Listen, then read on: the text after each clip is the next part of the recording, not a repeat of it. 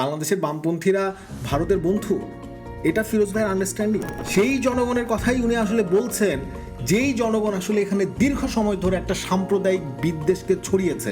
একবার ভাবেন যে আজকে সাকি ভাই রাষ্ট্রধর্ম থাকবে কি থাকবে না, রাষ্ট্রধর্ম কি ইসলাম হবে কি হবে না, সেটা নিয়ে সরাসরি কথা বলতে পারছেন না। সেই মার্কিন বাণিজ্য চুক্তি নিয়ে একটা কথা বলার জন্য রুমিন ফারহানা বলছেন যে সংসদে একজন মানুষ নাই যে যিনি প্রতিবাদ করতে পারেন, যিনি এটা নিয়ে কথা বলবেন, আমি ছাড়া একজন মানুষ নাই। রুমিন ফারহানা বলছেন আমাদের সাকি ভাই তো সংসদে আছেন। মার্কিন যুক্তরাষ্ট্রের ২৫০তম স্বাধীনতা দিবসের অনুষ্ঠান করা হচ্ছে, সেই অনুষ্ঠানে বিএনপি, জামাত, এনসিপি এবং তার সাথে সেখানে দর্শক আসনে আমাদের সাকি ভাইও বসে আছেন। এই হচ্ছে প্রগতিশীল রাজনীতি। ফ্যাসিবাদ কোনো ব্যক্তির বিষয় না, ফ্যাসিবাদ একটা ব্যবস্থার বিষয়। শেখ হাসিনার শাসনকে এই গুম খুন বিভাজনের রাজনীতি এবং গণতন্ত্রহীনতার জন্য ফ্যাসিবাদী হিসেবে চিহ্নিত করে আন্দোলন করতে চেয়েছে। ভাই, কেউ তো আন্দোলন করতে নিষেধ করে নাই, কিন্তু আসলে করছেন কি? এই আন্দোলনের যে রাজনৈতিক দিক আছে, সেই রাজনৈতিক দিকটাকে গোপন করে রাখা, এইটা দিয়ে তো আন্দোলন হয় নাই। সেটা নিয়ে বিতর্ক হয়েছে ছাত্র ফেডারেশনের সাথে।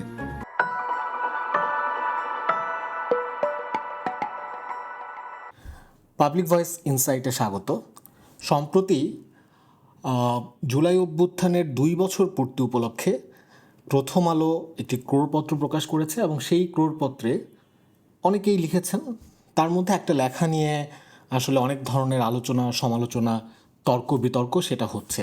লেখাটি লিখেছেন গণসংহতি আন্দোলনের রাজনৈতিক পরিষদের সদস্য এবং লেখক, গবেষক, সংবিধান যে সংস্কার কমিটি হয়েছিল সেই সংবিধান সংস্কার কমিটির সদস্য ফিরোজ আহমেদ।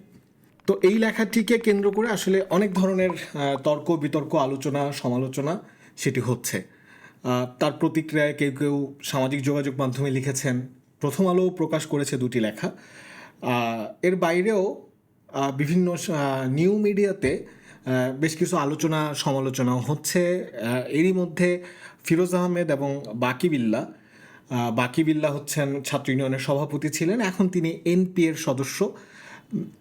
তারা মিলে একটা পডকাস্টও করেছেন, সেখানকার বেশ কিছু আলোচনা হয়েছে। 24-এর কাঠগড়ায় প্রগতিশীল রাজনীতি শিরোনামের যে লেখাটি, সেই লেখাটি নিয়েই তার কয়েকটা পয়েন্টকে ধরে এবং সেই পডকাস্টেও যে আলোচনা হয়েছে সেই প্রসঙ্গ ধরে কয়েকটা বিষয় আজকে একটু আপনাদের সামনে রাখতে চাই। আমরা যদি দেখি যে ফিরোজ ভাই যখন বলছেন যে 24-এর কাঠগড়ায় প্রগতিশীল রাজনীতি, উনি পডকাস্টে যেটা উল্লেখ করেছেন, মানে প্রগতিশীল বর্গ নিয়ে যখন অনেক কথা হচ্ছিল, সেই সময় উনি পডকাস্টে এসে বলছেন যে আসলে প্রগতিশীল রাজনীতি বলতে আসলে তিনি প্রগতিশীল রাজনৈতিক দলগুলোকে বুঝিয়েছেন। আমি জানি না এটা কিভাবে বোঝায় এই বিষয়টা। মানে রাজনীতি তো রাজনীতি, সেই রাজনীতি বিভিন্ন দল তার রাজনীতি করেন, বিভিন্ন ব্যক্তিও তিনি যখন একটা সামাজিক কোনো একটা বিষয় নিয়ে ভূমিকা রাখেন, ব্যক্তিও যখন কোনো একটা বিষয়ে অবস্থান নেন, সেটাও তার এক ধরনের রাজনীতি। তার মানে রাজনীতির বাইরে আসলে এখানে এইটাকে ইন্ডিভিজুয়ালদেরটা রাজনীতি না, আর দল করলে সেটা রাজনীতি, এইটা কেমন ধরনের বিবেচনা সেটা আমার কাছে খুব বেশি পরিষ্কার হয়নি। তবে একটা জিনিস যেটা গুরুত্বপূর্ণ সেটা হলো যে যখন ওনার লেখা প্রকাশের পর বিভিন্ন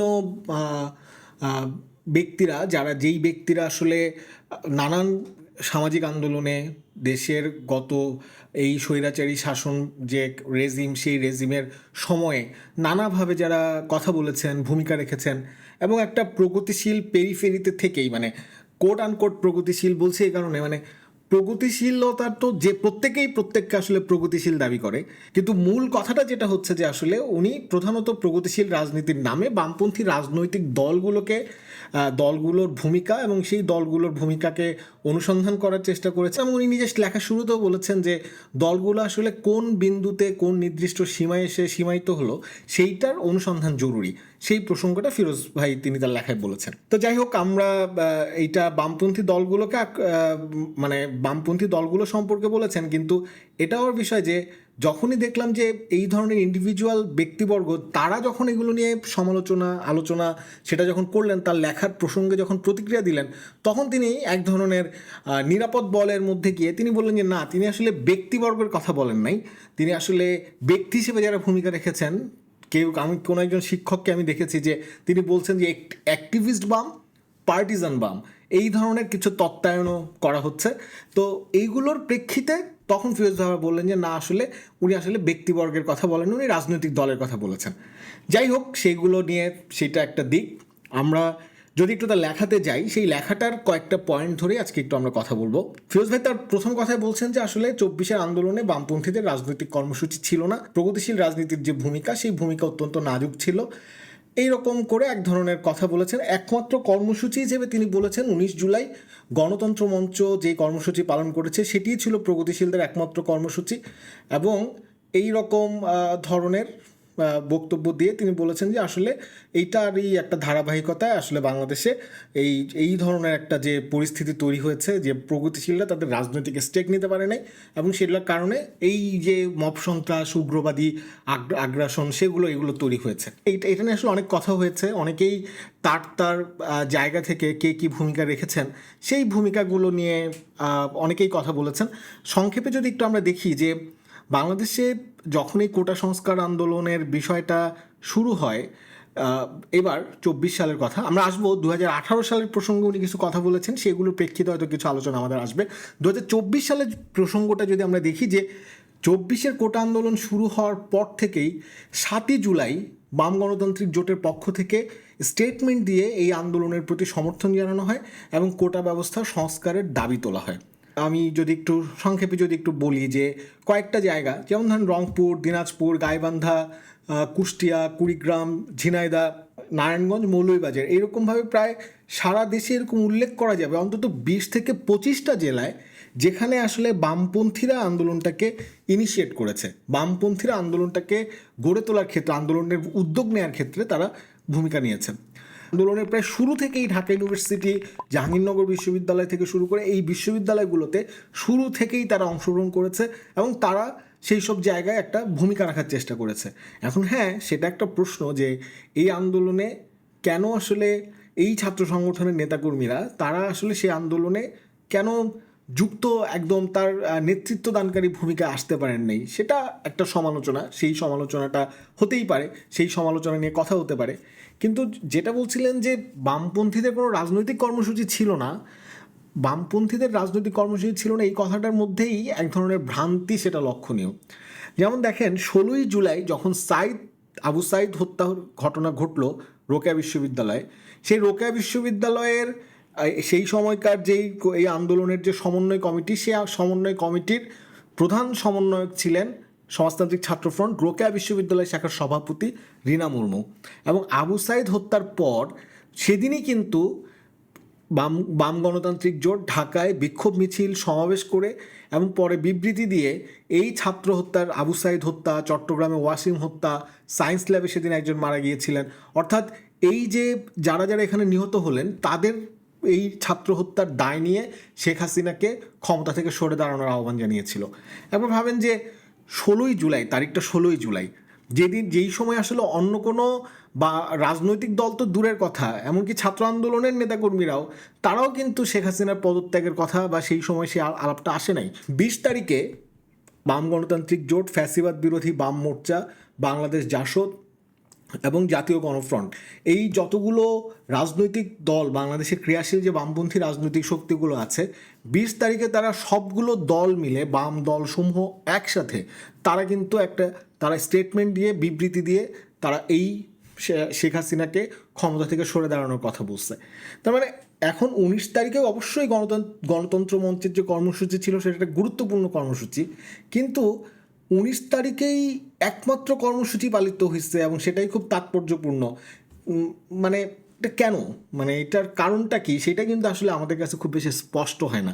এবং আপনারা জানেন যে এরপরে বিভিন্ন দলগুলো তাদের মতো করে কর্মসূচি করছে বিভিন্ন জায়গায়, এবং সর্বশেষ কারফিউ জারির পরে প্রথম কারফিউ ভেঙে যে রাজনৈতিক দল হিসেবে যে কর্মসূচি করা, আমরা দেখেছি যে 20 তারিখে কারফিউর মধ্যেই বরিশালে বাংলাদেশের সমাজতান্ত্রিক দল বাসদের নেতৃত্বে সেখানে কিন্তু প্রথম কারফিউ ভেঙে মিছিল বেরিয়েছে। কারফিউ ভেঙে মিছিল বেরিয়েছে জয়পুরহাটে, কারফিউ ভেঙে মিছিল বেরিয়েছে নওগাঁতে। অর্থাৎ এইভাবে করে কিন্তু কারফিউ ভেঙে প্রথম এই কর্মসূচিগুলো বামপন্থীরা করেছে। এবং তারপরে আমরা যদি দেখি যে ২৬ তারিখে সকালবেলা বামপন্থী এবং প্রগতিশীল সাংস্কৃতিক যে সংগঠনগুলো আছে, সেই সময় ৩১টি সাংস্কৃতিক সংগঠন, পরে হচ্ছে সেটা গণতান্ত্রিক সাংস্কৃতিক ঐক্যের নামে এখন কাজ করছে, তারা কিন্তু কারফিউ ভেঙে প্রথম এই ২৬ তারিখে মিছিল তারা করলো। এবং সেদিনই বিকেলবেলা বাম দলসমূহের উদ্যোগে, বাম জোট, ফ্যাসিবাদ বিরোধী বাম মোর্চা এবং এই বাম জোট দলসমূহের উদ্যোগে সেদিন বিকেলবেলায় কিন্তু একটা শোক মিছিলের কর্মসূচি সেটি পালিত হয়েছে। এবং পল্টন মোড়ে সেই সমাবেশে শত শত মানুষ কিন্তু জড়ো হয়েছিলেন এবং সেই মিছিল, সেই কর্মসূচি তারা পালন করেছে। আমি কথাগুলো আর বেশি এরকমভাবে বলতে গেলে আসলে আরও অনেক জেলা, আরও অনেক ফ্রন্টাল কর্মসূচি, এলাকাগুলোর কর্মসূচি, নানা কিছু বলা যায়। কিন্তু যেটা মূল বিষয় হচ্ছে, এইটার মধ্য দিয়ে আমি আন্দোলনের কোনো ক্রেডিট নেওয়ার কথা বলছি না। উনি যে বলছেন যে একটিমাত্র কর্মসূচি পালন করা হয়েছে বামপন্থীদের উদ্যোগে, আমি সেই জায়গাটাকে বলছিলাম যে এইটা আসলে কত বড় একটা নির্জলা মিথ্যাচার। এবং ফিরোজ ভাইয়ের মতো একজন মানুষ যখন এরকমভাবে একটা নির্জলা মিথ্যাচার করেন, সেইটা আসলে মনে হয় যে এটা আসলে খুবই অ্যালার্মিং বিষয় বাংলাদেশের রাজনীতির জন্য। এখন হ্যাঁ, বামপন্থী রাজনীতির অনেক সমালোচনা হতে পারে, বামপন্থী রাজনীতি নিয়ে তর্ক বিতর্ক, তার অনেক ক্রিটিসিজম আছে, সেগুলো হতে পারে। কিন্তু যে ঘটনাটা ঘটে নাই, সেই ঘটনাটাকে ওই যে অনেকটা ফরদ মাজহার যেমন বামপন্থী রাজনীতি মানেই ফ্যাসিবাদ, ফ্যাসিস্ট, এরকম ধরনের বক্তব্য দিয়েছিলেন, তাহলে একই রকমভাবে ফিরোজ ভাইও যদি বামপন্থীরা আসলে নাজুক ভূমিকায় ছিল জুলাই অভ্যুত্থানে, এইরকম স্টেটমেন্ট করেন, সেইটা আসলে আমার মনে হয় যে খুবই গুরুত্বপূর্ণ। ফিরোজ ভাই এরপর একটা ভারত প্রসঙ্গে একটা কথা বলেছেন। বাংলাদেশের অভ্যন্তরীণ বিষয়ে ভারতের হস্তক্ষেপের বাস্তবতা স্বীকার করে নিলে যে রাজনৈতিক কর্মসূচি গ্রহণ করতে হয়, বাংলাদেশের প্রগতিশীল বহু রাজনৈতিক দল তাতে সম্মত ছিল না। ভারত প্রসঙ্গে যেই মূল কথাটা উনি বলতে চাচ্ছেন যে কি ভাবমূর্তি আসলে জনগণের সামনে প্রতীয়মান হচ্ছে। অর্থনৈতিক প্রশ্নে বিরোধিতা করা হচ্ছে ঠিকই, কিন্তু এক ধরনের রাজনৈতিক মিত্র সেখানে আছে। উনি পডকাস্টে এই কথা বলেছেন, উনি একই রকমভাবে বলেছেন। অর্থাৎ যখন শেখ হাসিনার বিরুদ্ধে আন্দোলন করতে গিয়ে বৃহত্তর রাজনৈতিক ঐক্যকে ঠেকিয়ে দেওয়া হয়, এর মানে এটা দাঁড়ায় সামনে আন্দোলন করে পেছনে একটি গভীর সাংস্কৃতিক রাজনৈতিক যোগাযোগ আছে। অদ্ভুত ফিরোজ ভাইয়ের এই স্টেটমেন্ট। আমি জানি না যে বাংলাদেশের স্বাধীনতার পর থেকে ভারতের যে আগ্রাসন, ভারতের যে আধিপত্য, ভারতের যে বাংলাদেশের সীমান্ত হত্যা, নদীর পানি নিয়ে যে ভারতের সাথে আমাদের যে সংকট, দীর্ঘ সময় ধরে ভারতের সাথে আমাদের যে বিপুল পরিমাণ ব্যবসায়িক ঘাটতি, ভারতের সাথে আমাদের যে ছিটমহল সমস্যা, ভারতের সাথে আমাদের যে ট্রানজিটের সমস্যা, ভারতের সাথে আমাদের যে আন্তঃনদী সংযোগ প্রকল্পের নামে ভারত আমাদের উত্তরবঙ্গ সহ বিস্তীর্ণ এলাকাকে যে মরুকরণ করছে, তার সেই সমস্যা, এবং একের পর এক বাঁধ দিয়ে আমাদের নদী থেকে পানি প্রত্যাহার করতেছে, সেগুলোর সমস্যা। অর্থাৎ এই প্রত্যেকটা সংকট নিয়ে কোন বিষয় নিয়ে একবার ভাবুন তো, যে বাংলাদেশের বামপন্থীরা কথা বলে নাই এবং বামপন্থীরা কার্যকরভাবে প্রত্যেকটা ইস্যুতে একটা রাজনৈতিক প্রতিরোধ গড়ে তোলার চেষ্টা করেছেন। উনি বলেছেন যে রামপাল আন্দোলন বা টাটার আন্দোলন এগুলো নাকি অর্থনীতিবাদী আন্দোলন। আমি জানি না যে এইটাকে উনি কিভাবে করে এই ধরনের একটা অর্থনীতিবাদী আন্দোলনের কথা বলছেন। যে রামপাল আন্দোলন একটা রাজনৈতিক নীতিগত আন্দোলন, যে ভারত সরকারের সাথে এই ধরনের একটা চুক্তি করার মধ্য দিয়ে বাংলাদেশের প্রাণ, প্রকৃতি, পরিবেশকে ধ্বংস করে যেই রাজনৈতিক নীতি বাংলাদেশ সরকারকে উৎসাহিত করেছিল ভারতের সাথে, ভারতের এনটিপিসিকে এই ধরনের একটা চুক্তি করার দিকে নিয়ে আসার, এই রাজনৈতিক নীতির বিরোধিতা করে বাংলাদেশে এই রামপাল, সুন্দরবন রক্ষার দাবিতে রামপাল প্রকল্পের বিরুদ্ধে বাংলাদেশের বামপন্থীরা লড়েছে। বাংলাদেশের বামপন্থীরা লড়াই করেছে, রক্ত দিয়েছে। টাটার সাথে যে চুক্তি বলেন, বেবিয়ানের গ্যাস রপ্তানি করার যে সিদ্ধান্ত, সেটা বাতিলের দাবিতে আন্দোলন। অর্থাৎ প্রত্যেকটা জায়গায় ভারতীয় সাম্রাজ্যবাদী আগ্রাসনের বিরুদ্ধে বাংলাদেশের জনগণ, বাংলাদেশের বামপন্থীরা তারা লড়াই করেছে। তাহলে এখন এইটার মধ্যে তো উনি আবার বলছেন যে ফিরোজ ভাই ভারত বিদ্বেষী না এই ইয়েটাতে, কিন্তু বাংলাদেশের জনগণের সামনে কি ভাবমূর্তি হয়? বাংলাদেশের জনগণের সামনে তো বাংলাদেশের জনগণের ভাবমূর্তি কি? বাংলাদেশের জনগণের ভাবমূর্তি হচ্ছে বাংলাদেশের বামপন্থীরা ভারতের বন্ধু। এটা ফিরোজ ভাইয়ের আন্ডারস্ট্যান্ডিং? আমি জানি না। ফিরোজ ভাইকে এই জায়গাটাতে এইটাকে ভাবেন যে বাংলাদেশের জনগণের আন্ডারস্ট্যান্ডিং হচ্ছে যে বাংলাদেশের বামপন্থীরা হচ্ছে ভারতের বন্ধু? কোন জনগণের কথা উনি বলতে চান? সেই জনগণের কথাই উনি আসলে বলছেন, যেই জনগণ আসলে এখানে দীর্ঘ সময় ধরে একটা সাম্প্রদায়িক বিদ্বেষকে ছড়িয়েছে, সাম্প্রদায়িক ফেনা তুলে তারা বাংলাদেশে একটা ধর্মীয় উন্মাদনা সৃষ্টি করেছে। এই দিল্লি না ঢাকা এই ধরনের স্লোগান তুলে যারা এক ধরনের সাম্প্রদায়িক উশৃঙ্খলা তৈরি করার চেষ্টা করেছে, সেই জনগণ হচ্ছে যে সেই জনগণের মূল্যায়নকে দিয়ে আপনি আজকে বামপন্থীদের ভারত বিদ্বেষের মূল্যায়ন করতে বসছেন। আমি জানি না যে ফিরোজ ভাই এই জায়গাটাকে কিভাবে করে এই আলোচনাটা করলেন, এবং সেই কথা বলতে গিয়ে উনি আরও কয়েকটা, এই প্রসঙ্গটা খুবই ইম্পর্টেন্ট, যেটা আসলে ওনার লেখার মূল ভরকেন্দ্র, সেটা নিয়ে আসলে আমাদের বিশ্লেষণটা আমরা একটু রাখি। যে উনি বলছেন যে 2014 সালের একতরফা নির্বাচনের পর প্রগতিশীল বলয়ের একটা উদীয়মান অংশ যখন শেখ হাসিনার শাসনকে গুম খুন, বিভাজনের রাজনীতি ও গণতন্ত্রহীনতার জন্য ফ্যাসিবাদ হিসেবে চিহ্নিত করে আন্দোলন করতে চেয়েছে, তখন প্রগতিশীলদের বনেদি অংশটি এই বিষয়ে একমত ছিল না, পরবর্তী সময়ে দ্বিধান্বিত ছিল। প্রগতিশীলরা কেন ঐক্য করল না গণতান্ত্রিক দলগুলোর সঙ্গে? এখন এটা নিয়ে একটু আসলে অনেক ধরনের কথা হয়েছে। আমি শুধু কয়েকটা প্রসঙ্গ একটু আপনারা দেখেন যে এগুলোর মধ্যে অনেক ধরনের স্ববিরোধিতা এবং অনেক ধরনের ফ্যালাসি এগুলোর মধ্যে খুব দারুণভাবে আসছে। প্রথম কথা হচ্ছে যে প্রগতিশীলদের মধ্যে এইটা মানে কথাটা খুব ভেগভাবে কথাটা নিয়ে গেলেও যে এটা দিয়ে উনি আসলে কি একটা ইঙ্গিত করতে চেয়েছেন, সেই ইঙ্গিত করে না করে সরাসরি যদি উনি কথাটা বলতেন যে কি হচ্ছে, কি ভূমিকা হচ্ছে, সেগুলো নিয়ে হতো, সেটা বামপন্থী রাজনীতির জন্য একটু শিক্ষা হইতো। প্রত্যেকটা রাজনৈতিক দল তারাও তার কথার মধ্য দিয়ে কি বিষয় আছে সেই কথায়, সেটাকে তারা বুঝে সেটাকে নিয়ে একটু বিশ্লেষণ করার চেষ্টা করতে পারতো, নিজেদের মধ্যে একটা মূল্যায়ন করার, আত্মমূল্যায়নের একটা চেষ্টা করতে পারতো। কিন্তু এখন সেটার মধ্য দিয়ে প্রগতিশীলদের মানে যেটা বললেন উনি, প্রগতিশীলদের বনেদি অংশ, উদীয়মান প্রগতিশীলদের অংশ, প্রগতিশীলদের একটি মহল, প্রগতিশীলদের মধ্যে যার মানে এরকমভাবে নানান বর্গে উনি ভাগ করেছেন প্রগতিশীলদেরকে। ইভেন প্রগতিশীল ইটসেলফ নিজে একটা বর্গ, সেইটা আসলে এক একজনের মানে এক একজনের মাপনীতে এক এক রকম, এক একজন এক একভাবে প্রগতিশীলতা মাপেন। একজনের চোখে যে প্রগতিশীল, আরেকজনের চোখে সেটা প্রতিক্রিয়াশীল হতে পারে। যাই হোক, সেই আলোচনা একটা আলোচনা, কিন্তু উনি এইভাবে করে যে কথাটা বললেন সেটার মধ্যে দিয়ে কোনো সুনির্দিষ্ট মেসেজ যায় না।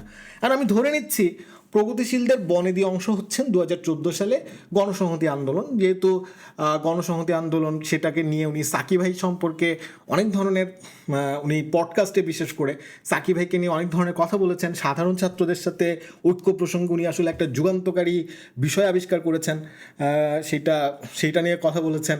উনি কথা বলেছেন যে সাকি ভাই এখানে যে একটা অল আউট ইউনিটি গড়ে তোলা দরকার সকল গণতান্ত্রিক শক্তিগুলোর সাথে, সেইটার কথা উনি বলেছেন।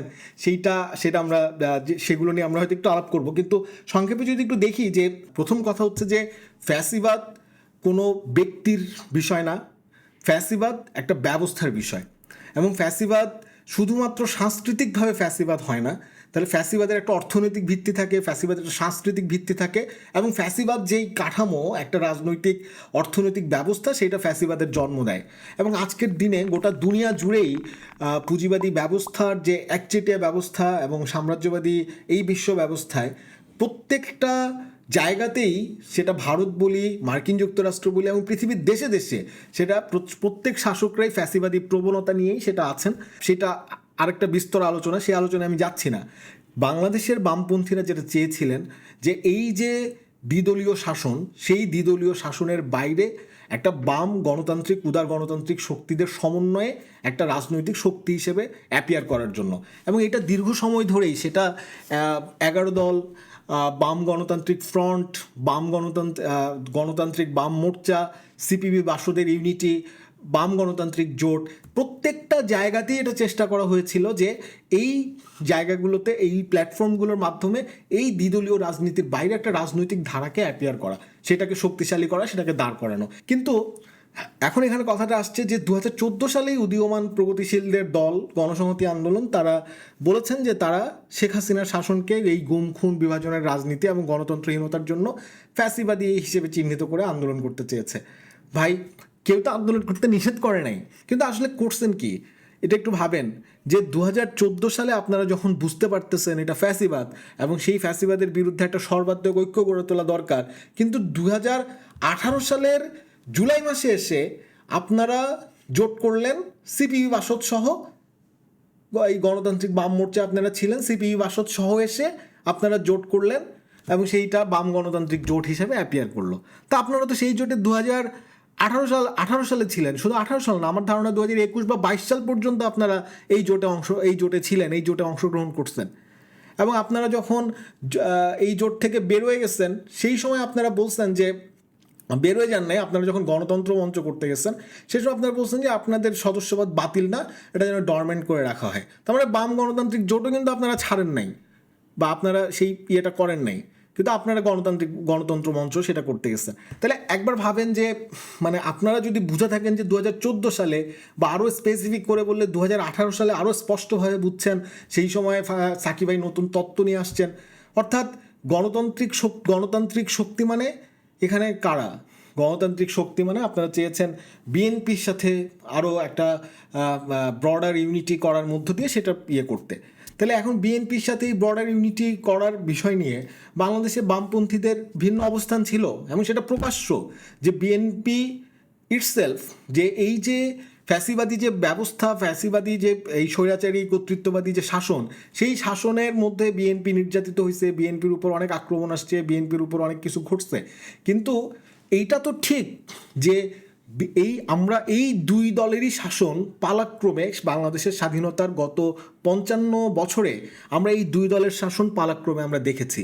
তাদের অব্যাহত লুটপাট, তাদের দুর্নীতি, তাদের দুঃশাসন, তাদের এখানে বাংলাদেশে জনগণের অধিকারকে মানে সংকুচিত করা, সাম্রাজ্যবাদ তোষণ, অর্থাৎ তাদের একের পর এক এই দুর্নীতির মহোৎসব, সেটা কিন্তু আমরা দেখেছি। তার মানে এমন না যে বিএনপি টেস্টেড না। এখন হ্যাঁ, এইটা নিয়ে বামপন্থীদের সাথে বিএনপির কথা হয়েছে এবং সেখানে বলা হয়েছে বিএনপির মতো আন্দোলন করুক, বামপন্থীরা বামপন্থীদের জায়গা থেকে আন্দোলন করুক, সেই আন্দোলনের মাঠেই সেটা সমঝোতা তৈরি হতে পারে, বামপন্থীদের অবস্থান ছিল সেটা। তাইলে এই যে কথাটা বলছেন যে বিএনপির সাথে ঐক্য করার মধ্য দিয়ে আসলে গণতন্ত্র মঞ্চ কি অ্যাচিভ করতে পেরেছে একবার ভাবুন। 24 জুলাই আন্দোলনে গণতন্ত্র মঞ্চ বিএনপি কর্মসূচি বা বিএনপি কোনো একটা বিষয়ের অবস্থান নেওয়ার পরে গণতন্ত্র মঞ্চ সেটাকে ফলো করেছেন। বিএনপির লেজুর হওয়া ছাড়া গণতন্ত্র মঞ্চ আসলে কি রাজনৈতিক ভূমিকা পালন করতে পেরেছে? 31 দফা, 26 দফা, অনেক কিছু নিয়ে কথাবার্তা হয়েছে, সেগুলো নিয়ে সেই দফাগুলোর কি অবস্থা এখন একবার ভাবুন। তাইলে এইটা বোঝা দরকার যে এই যে পরিণতিটা হবে, সেই পরিণতিটা বাংলাদেশের বামপন্থীরা বুঝতেই পেরেছিল এবং তারা তাদের নিজস্ব রাজনৈতিক শক্তিতেই শেখ হাসিনার এই কর্তৃত্ববাদী শাসনের বিরুদ্ধে প্রতিরোধ দাঁড় করাতে চেয়েছে এবং জনগণের সামনে একটা রাজনৈতিক শক্তি হিসেবে অ্যাপিয়ার করতে চেয়েছিল। সেইটাকে সেখান থেকে বিচ্ছিন্ন হয়ে বিএনপির সাথে যাওয়ার মধ্য দিয়ে যেই লুটপাটের শাসন চলছে গত 54-55 বছর ধরে, একই পঙ্কিলতার মধ্যেই তো একই শক্তিকেই তো আপনারা নানাভাবে শক্তিশালী করলেন। সেটার কি, সেটার ভিন্নতা কি? একবার ভাবেন যে আজকে সাকিব ভাই রাষ্ট্রধর্ম থাকবে কি থাকবে না, রাষ্ট্রধর্ম কি ইসলাম হবে কি হবে না, আমি দেখছিলাম যে কোনো একটা টক শোতে তিনি সেটা নিয়ে সরাসরি কথা বলতে পারছেন না, সেটা নিয়ে বলতে পারছেন না যে রাষ্ট্রের আবার ধর্ম কি, এটা এই স্ট্রেট পজিশন নিতে পারছেন না। আজকে এইরকম একটা কি বলে যে বাংলাদেশের স্বাধীন হওয়ার পরে এরকম বড় রকমের সাম্রাজ্যবাদী আগ্রাসন আর কিছু আসছে কি না, যে এই বাণিজ্য চুক্তি আজকে বাংলাদেশের জাতীয় স্বার্থ, সার্বভৌমত্ব, বাংলাদেশের বাণিজ্যিক স্বার্থ সব কিছুকে বিপন্ন করার মতো একটা অবস্থা যেটা তৈরি হয়েছে যেই মার্কিন বাণিজ্য চুক্তির মধ্য দিয়ে, সেই মার্কিন বাণিজ্য চুক্তি নিয়ে একটা কথা বলার জন্য রুমিন ফারহানা বলছেন যে সংসদে একজন মানুষ নাই যিনি প্রতিবাদ করতে পারেন, যিনি এটা নিয়ে কথা বলবেন, আমি ছাড়া একজন মানুষ নাই। রুমিন ফারহানা বলছেন আমাদের সাকিব ভাই তো সংসদে আছেন। বাংলাদেশের পার্লামেন্টের বাইরে, বাংলাদেশের পার্লামেন্টের প্রাঙ্গণে যে কি যেন দক্ষিণ প্লাজা না কি বলে, সেইখানে হচ্ছে যে সেইখানে করা হচ্ছে মার্কিন যুক্তরাষ্ট্রের 250তম স্বাধীনতা দিবসের অনুষ্ঠান করা হচ্ছে, সেই অনুষ্ঠানে বিএনপি, জামাত, এনসিপি এবং তার সাথে সেখানে দর্শক আসনে আমাদের সাকিব ভাইও বসে আছেন। এই হচ্ছে প্রগতিশীল রাজনীতি? এটা প্রগতিশীলতা? আমি জানি না। ককাস গঠন হচ্ছে, বাংলাদেশের উপর এক ধরনের একটা আক্রমণ চলতেছে, এইগুলার কথা বলে সর্বাত্মক ঐক্যের কথা বলছেন 2018 সাল থেকে। আর হইলো আপনারা সেই সময় জোট করলেন গিয়া বামপন্থীদের সাথে, পরে গিয়ে 21-22 সালে যখন এই গণতন্ত্র মঞ্চ করলেন, সেটা নিয়ে হচ্ছে যে বিএনপির সাথে সাথে এক ধরনের লেজুর হয়ে বিএনপির কর্মসূচি ফলো করতে থাকলেন। এইটার মধ্য দিয়ে একটা রাজনৈতিক বিশিষ্টতা তৈরি করেছেন। আজকে বিএনপির অনুগ্রহ নিয়ে মন্ত্রী হয়েছেন, এমপি হয়েছেন, এবং তার মধ্য দিয়ে আসলে ন্যূনতম রাজনৈতিক অবস্থান যেটা আপনারা রাখতে পারতেন, সেই রাজনৈতিক অবস্থানের জায়গাটাও আজকে নাই। একদিকে উনি ওনার আলোচনায় বলছেন, পডকাস্টে মনে হয় আমি শুনতেছিলাম, যে বলতেছেন ফ্যাসিবাদ প্রসঙ্গে দেখেন যে ডিমিট্রিভ কী বলেছে, ফ্যাসিবাদ প্রসঙ্গে স্ট্যালিন কী বলেছে, সেগুলো সম্পর্কিত রেফারেন্স দিচ্ছেন। আবার আরেকদিকে উনি গল্প শোনাচ্ছেন যে মাও সেতুং স্ট্যালিনের নির্দেশনা নিয়ে লিউ শাওচিকে বলেছিলেন যে এটা নাকি বিপ্লবকে ব্যর্থ করার কৌশল। যাই হোক, আমি সেটা রেফারেন্স খুঁজে পাই নাই। ফিরোজ ভাই যদি এই ভিডিও দেখে থাকেন, তাহলে ফিরোজ ভাই নিশ্চয়ই আমাকে সেই রেফারেন্সটা পাঠাবেন।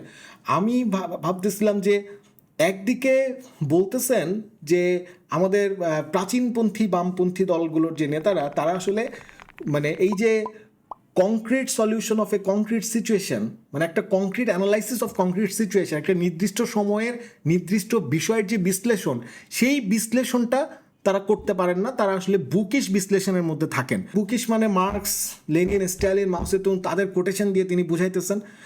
এইখানে যখন কোটেশনের দরকার হয়, কোটেশনের প্রয়োজন হয়, বা কোটেশন দিয়ে যখন ব্যাখ্যা করার হয়, তখন এটাকে উনি খারিজ করতেছেন। আবার ওদিকে ডিমিট্রিভ কী বলছে কিংবা স্ট্যালিন কী বলছেন, সেইটা আবার ফ্যাসিবাদ বিরোধী অল আউট ইউনিটির প্রসঙ্গে বলেছেন। ডিমিট্রিভ ফ্যাসিবাদ বিরোধী অল আউট ইউনিটির বিষয়ে বলেছিলেন যে একটা গণতান্ত্রিক শক্তিগুলোর ঐক্য। এখন একবার ভাবুন তো, যেইটাকে যেভাবে করে আমরা এইটাকে বলতেছি কোন গণতান্ত্রিক শক্তি, তার মানে এখানে বাম, মানে সোশ্যাল ডেমোক্রেট, লিবারেল ডেমোক্রেট, বামপন্থীরা, এরা সবাই মিলে এখানকার গণতান্ত্রিক শক্তি। এই গণতান্ত্রিক শক্তি কখনোই জামাত না, এই গণতান্ত্রিক শক্তি হেফাজত না, এবং টু সাম এক্সটেন্ট এই গণতান্ত্রিক শক্তি বিএনপিও না। তার মানে এই যে উদার গণতন্ত্রী, মানে সোশ্যাল ডেমোক্রেট, বামপন্থীরা, তাদেরকে নিয়ে একটা অল আউট ইউনিটি তৈরি করাটাই তো ছিল বামপন্থীদের লক্ষ্য, এবং সেই লক্ষ্য নিয়ে তারা কাজ করছেন। আওয়ামী লীগের উন্নয়ন অর্থনীতিটাকে বোঝানো, মানে সেইটার পেছনে লুণ্ঠন চিত্রটা বামপন্থীরা তুলে ধরতে সক্ষম হয়েছে। কিন্তু বাংলাদেশের প্রতিষ্ঠিত প্রগতিশীল, এটা আরেকটা টার্ম, বনেদি প্রগতিশীলের বাইরে এটা আবার প্রতিষ্ঠিত প্রগতিশীলদের বড় একটি অংশ আওয়ামী লীগের বিভাজনের রাজনীতি, ফ্যাসিবাদী দমনপীড়ন ইত্যাদি বিষয়ে আওয়াজ তোলেননি। আমি একটা পুরো এই আওয়ামী আমলে আমি যেহেতু ছাত্র রাজনীতি করতাম, আমি খুব কাছ থেকে দেখেছি যে বাংলাদেশের বামপন্থীরা কতভাবে এই ফ্যাসিবাদী দমনপীড়ন এবং এই যে আওয়ামী লীগের যেই আগ্রাসন, আক্রমণ, তার বিরুদ্ধে তারা লড়াই করেছে। ডিজিটাল নিরাপত্তা আইনের বিরুদ্ধে আওয়াজ তুলেছে কারা? যখন লেখক মুস্তাককে যখন হত্যা করা হলো কারাগারে, তার বিরুদ্ধে প্রথম প্রতিরোধ করেছে বামপন্থীরা। যখন কার্টুনিস্ট কিশোরের মুক্তির দাবিতে যে আন্দোলন সংগঠিত হয়েছে, সেই আন্দোলনের রাজপথে ছিল কারা? ওই সাংবাদিক শফিকুল ইসলাম বা আলম কাজলকে যখন গুম করা হয়েছে, তার বিরুদ্ধে কারা কথা বলেছে? একবার ভাবুন তো, যে এই যে দমন পীড়ন, যে আক্রমণ, যেই কর্তৃত্ববাদী শাসন, প্রত্যেক এই ডিজিটাল নিরাপত্তা আইনের বিরুদ্ধে লাগাতার কর্মসূচি পালন করেছে প্রগতিশীল ছাত্র জোট। এখানে 9টি ছাত্র সংগঠন ডিজিটাল নিরাপত্তা আইনের বিরুদ্ধে নানান রকমের কর্মসূচি, আন্দোলন, সংগ্রাম তারা পরিচালনা করেছে, ছাত্র সংগঠনগুলো, বামপন্থী রাজনৈতিক দলগুলো। আপনি বলছেন যে এইটার বিষয়ে আওয়াজ তোলা হয় নাই, এটাকে রাজনৈতিকভাবে দেখা হয় নাই।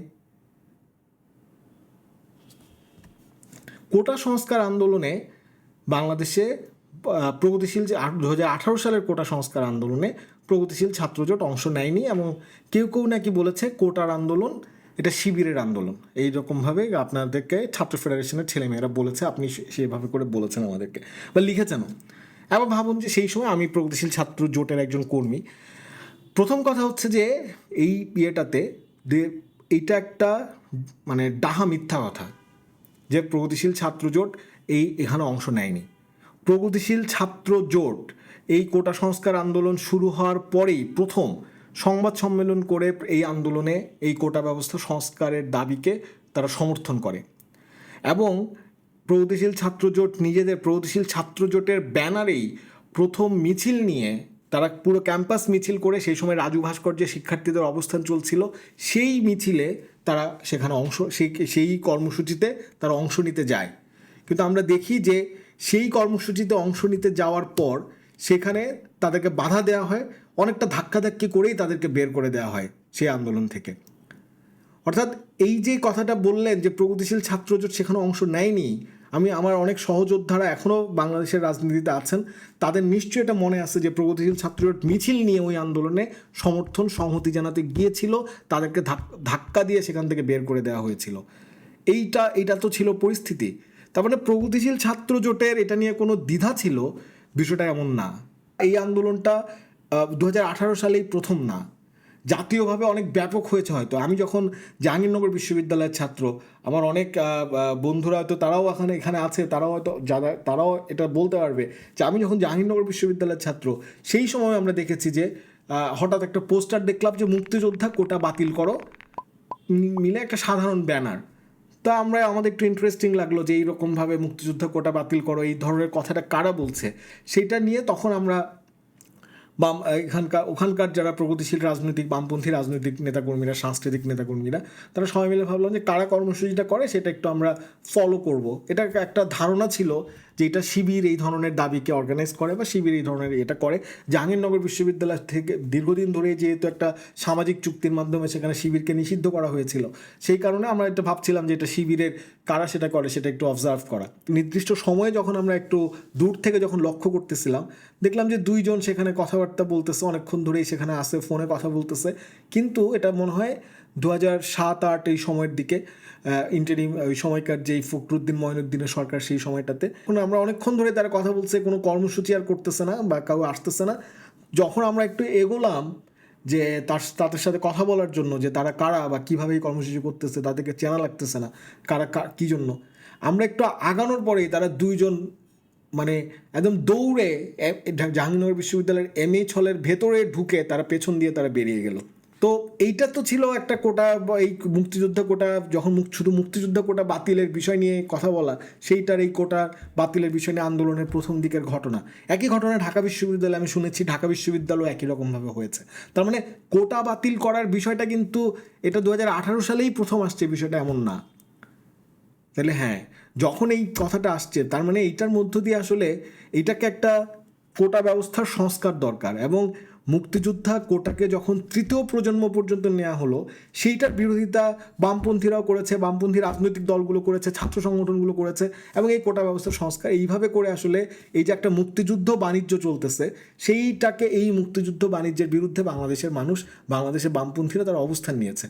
কিন্তু এই যে কথাটা বলা হলো যে কোটা ব্যবস্থা আন্দোলনের এই দাবি আন্দোলনে আমরা ছিলাম না, এবং ছাত্র ফেডারেশন বা সাকি ভাই যে সাধারণ আন্দোলনে অন্তর্ভুক্তি নিয়ে করেছেন, এবার ভাবেন তো সাধারণ ছাত্রদের আন্দোলন কি বাংলাদেশে এটা প্রথম? চিন্তা করেন, সন্ত্রাস বিরোধী বুয়েট ছাত্র ঐক্য, সেই আন্দোলন গড়ে তুলেছিল সমাজতান্ত্রিক ছাত্র ফ্রন্ট, এবং সেই আন্দোলনের যেই অল্প কয়েকজন মিলে তারা শুরু করেছিল, হাজার হাজার শিক্ষার্থীদের আন্দোলনে সেটা পরিণত হয়েছিল। জাহাঙ্গীরনগর বিশ্ববিদ্যালয় ধর্ষণ বিরোধী আন্দোলন, এই আন্দোলনের প্ল্যাটফর্মগুলোতে সেখানে বামপন্থী প্রগতিশীল রাজনৈতিক কর্মীরা সেই আন্দোলনটাকে ক্যারি করার জন্য একটা আরও বৃহত্তর প্ল্যাটফর্ম সেটা গড়ে তুলেছিলেন, সকলকে যুক্ত করার জন্য, নির্দলীয় ছাত্রদের যুক্ত করার জন্য। তাহলে এই যে এত বড় বড় আন্দোলন যেগুলো গড়ে উঠলো, সেটা ধর্ষণ বিরোধী আন্দোলন হোক, সেটা এই যে বুয়েটের সন্ত্রাস বিরোধী বুয়েট ছাত্র ঐক্যের আন্দোলন হোক, রাজশাহী বিশ্ববিদ্যালয় বেতন ফি বিরোধী সান্ধ্য কোর্স বিরোধী আন্দোলন হোক, বা কৃষি বিশ্ববিদ্যালয় বেতন ফি বিরোধী আন্দোলন হোক, অর্থাৎ প্রত্যেকটা এই যে বড় বড় চট্টগ্রাম বিশ্ববিদ্যালয় শিবির বিরোধী আন্দোলন, বর্ধিত ডাইনিং চার্জ পরিবহন ফি বিরোধী আন্দোলন, একদম বিশাল বিশাল আন্দোলন, যে আন্দোলনগুলোকে বড় প্ল্যাটফর্মে সেখানে বিভিন্ন বামপন্থী ছাত্র সংগঠনগুলো সেখানে গড়ে তুলেছে, লড়াই করেছে। আর সেই আন্দোলনে এখন সব কিছু বিসর্জন দিয়ে শুধু সাধারণের নামে আন্দোলন করার মধ্য দিয়ে সাধারণের মতো করেই কথা বলা, এই আন্দোলনের যে রাজনৈতিক দিক আছে সেই রাজনৈতিক দিকটাকে গোপন করে রাখা, এইটা দিয়ে তো আন্দোলন হয় নাই, সেটা নিয়ে বিতর্ক হয়েছে ছাত্র ফেডারেশনের সাথে। ছাত্র ফেডারেশনের মতো এই রকমভাবে একটা নিজেদের অবস্থানকে গোপন করে এই রকম কর্মসূচির মধ্যে আমরা থাকার বিরোধিতা করেছিলাম। আমরা নির্দলীয় ছাত্রদের সাথে রাজনৈতিক অবস্থানের ছাত্রদের যে একটা ইন্টারাকশন আছে, সেই ইন্টারাকশনটা, সেই রাজনৈতিক লড়াইটাকে তৈরি করার কথা আমরা বলেছিলাম। সাধারণ ছাত্রদের সাথে বা নির্দলীয় ছাত্রদের সাথে ঐক্যের প্রসঙ্গে তো কোনো বিরোধ ছিল না। সে ঐক্যের প্রসঙ্গ নিয়ে তো এখানে কি নতুন তত্ত্বায়ন করেছেন আমি জানি না। নিরাপদ সড়ক আন্দোলন নিয়েও আমরা দ্বিধান্বিত ছিলাম বামপন্থীরা, এরকমভাবে বলা হচ্ছে। যাই হোক, সেগুলো নিয়ে আর কথা বলে লাভ নেই। শুধু একটা ঘটনা বলি যে আপনাদের নিশ্চয়ই মনে আছে, ওবায়দুল কাদের তিনি একটা ছবি দেখিয়ে বলেছিলেন, সংসদে দাঁড়িয়ে নাকি সাংবাদিক সম্মেলন করে আমার মনে নাই, যে একটা ছবি বা ভিডিও দেখিয়ে উনি বলেছিলেন, এই যে এদেরকে দেখছেন, এদেরকে কি শিক্ষার্থী মনে হয়? এরা শিক্ষার্থী না, এরা মাঝবয়সী 2 বাচ্চার মা। এগুলো বলে আরও অশ্লীল ভাষায় কথাবার্তা বলে যে এরা হচ্ছে এই আন্দোলনে, এদেরকে নামানো হয়েছে, এই আন্দোলনের মধ্য দিয়ে একটা সরকার বিরোধী ষড়যন্ত্র হচ্ছে, এরকম করে ব্লা উনি ওনার কথা বলেছিলেন। জানেন সেটা কে? সমাজতান্ত্রিক ছাত্র ফ্রন্ট, জাহাঙ্গীরনগর বিশ্ববিদ্যালয়ের আহ্বায়ক সোহাগ ইসলামিয়া। সে যখন স্কুলে পড়ে সেই সময়ে এই নিরাপদ সড়ক আন্দোলনে সারা দেশে সে একটা পরিচিত মুখ হয়ে উঠেছিল। সারা দেশে যে কয়েকজন মানুষ তার নিরাপদ সড়ক আন্দোলনের একটা প্রতিভূ ছিল, সোহাগ ইসলামিয়া তাদের মধ্যে একজন। অর্থাৎ বামপন্থী ছাত্র সংগঠনের নেতাকর্মীরা তাদের সামর্থ্য অনুযায়ী নানাভাবে এই আন্দোলনের সাথে যুক্ত থেকেছে, আন্দোলনকে গড়ে তোলার চেষ্টা করেছে, আন্দোলনের ভূমিকা রেখেছে, এবং আন্দোলন স্তিমিত হয়ে যাওয়ার পরেও তারা কিন্তু এখানে এই আন্দোলনের সাথে, আন্দোলনের কর্মসূচিগুলোকে জাগরুক রাখা, সীমিত শক্তি নিয়ে সে আন্দোলনের কর্মসূচি করা, সেই কাজগুলো তারা পরিচালনা করেছে। তার মানে কোটা সংস্কার আন্দোলন কিংবা এই যে নিরাপদ সড়ক আন্দোলনে যে তাদের এটা ছিল না, সেই পরিস্থিতিটা এইভাবে করে বলাটা আসলে এক ধরনের, আমি জানি না যে এটা কি আসলে, এইভাবে করে ফিরোজ ভাই কেনই আলোচনা করলেন। একটা ছোট্ট বিষয় শুধু একটু বলি যে যেই আপনি বলছেন যে স্বৈরাচারী সরকারের বি টিম হিসেবে আবির্ভূত হয়েছে, এবং এইটার হওয়ার কারণে জনগণের সামনে যে ভাবমূর্তি আসছে, বামপন্থীদের স্টেক হারাইছে, এবং এগুলোর কারণে এক ধরনের উগ্রবাদের উত্থান হয়েছে, মাজার ভাঙা হয়েছে, নারীদের উপর আক্রমণ আসছে। হতবাক হইলাম। আমি জানি না যে বাংলাদেশের বামপন্থীরা বিএনপির সাথে গিয়ে করলেই এই যে এখানে যেই পরিস্থিতিটা তৈরি হয়েছে, যেই অভ্যুত্থানের পরে যে এরকম একটা ফার রাইটদের যে উত্থান ঘটছে, এটা থেমে যেত। আপনারা তো সরকারের কাছাকাছি ছিলেন, সরকারের গঠন প্রক্রিয়াতেও আপনাদের দলের নেতারা বা আপনারা যুক্ত ছিলেন, সরকারের কাছাকাছি ছিলেন। তাহলে সরকারের নিশ্চুপ ভূমিকা, সরকারের নিশ্চল ভূমিকা, সেইটা নিয়ে আপনাদের কতটা আমরা রাস্তায় দেখতে পেয়েছি এই পুরো গোটা সময় জুড়ে।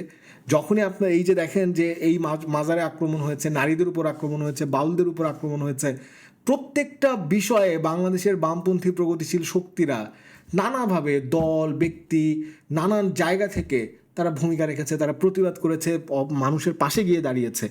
অর্থাৎ প্রত্যেকটা জায়গাতেই তারা ছিল। আপনি বলছেন যে বামপন্থীরা নৈতিক শক্তি হারিয়েছে।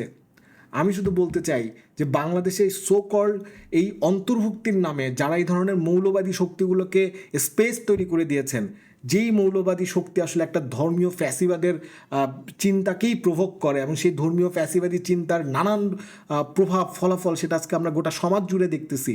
তাইলে তারা আসলে নিজেদের রাজনৈতিক যে অবস্থানের যে ভুল, সেটাকে ঢাকার জন্য, নিজেদের রাজনৈতিক অবস্থানের যে শূন্যতা, সেইটাকে ঢাকার জন্য আজকে বামপন্থীদের উপরেই দোষারোপ করছেন।